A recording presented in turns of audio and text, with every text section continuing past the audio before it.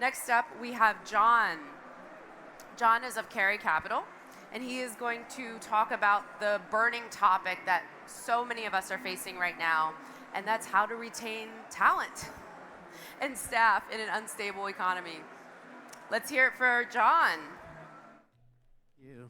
That's the back button. This is Alicia. Thank you. It's great to see you all. It's great to see so many of you. My head of communications and marketing had advised me that there was a good chance there would only be 3 of them in attendance today. So I'm glad to see we got a good turnout. I think it's a really important topic what we're going to discuss today: retaining staff in an unstable economy. Really timely topic for us, given what we've heard in terms of some of the news in the media around the increased pressure coming from the institutional investment side, pressure on valuation, pressure on companies like ourselves keeping lots of dry powder in the event that there's a sustained downturn in the economy. But also, for the first time, as long as I've been in the tech space, where I can remember, freezing, job freezes and indeed layoffs within our sector. So these are unusual times, so it's a really important topic. There's 3 tips I'd like to share with you today about how to retain staff when the waters get troubled as they are today.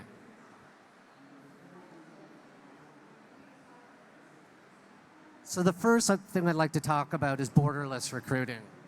And borderless recruiting historically in our sector means offshoring, looking for tech development, tech operations through an outsourced contractor offshoring. But for us, it's actually something very different, and it's all about finding talent, finding the best talent wherever it exists. And Cary's got a great case study around this. We were looking for a CFO.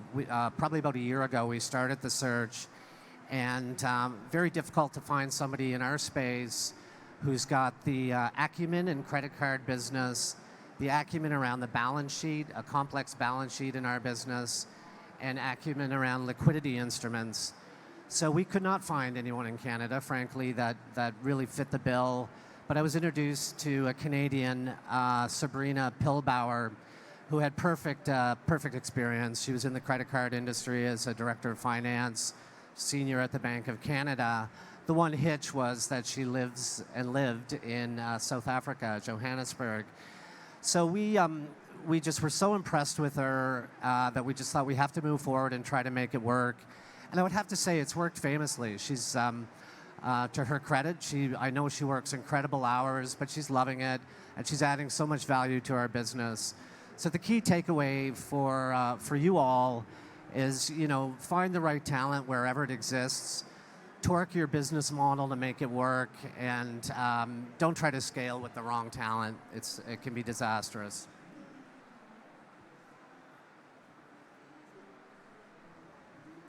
The next point is the office of the future. And I think we should all listen to a lot of what Elon Musk says about business and innovation, but I think we should not listen to him when he talks about forcing people back to work in an office environment, a traditional office environment.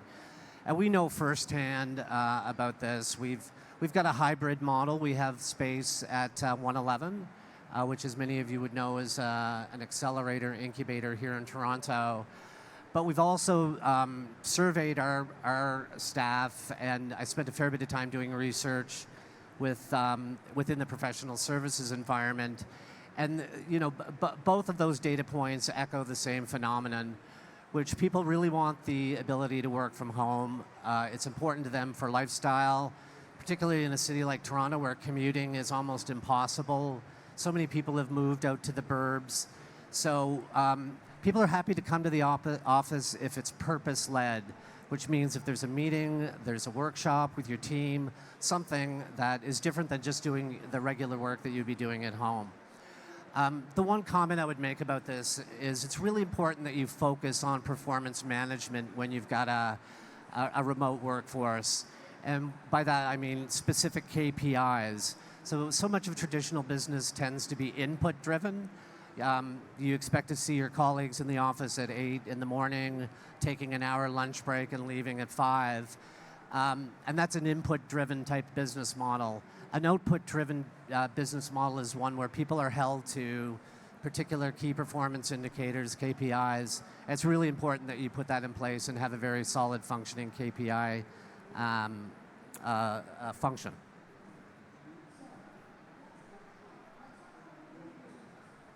So finally, the last piece is on option plans. So what do you do when you can't compete on salary? Just too difficult out there, even in this environment. But you want to attract and retain the best talent. Clearly, a good ownership plan, an ESOP plan, is got to be a key component of that. And I've architected several such plans in a previous life as an investor, and they're really important to both retention and treating your employees equitably, making them feel like owners. It's important, I think, that everybody in the organization be part of the plan, and that the plan be fair and meaningful in terms of its quantum of value that it creates for your colleagues. So that's the three things that I wanted you to think about and talk about, and I'm getting kicked off the stage. Thanks, John. That was amazing.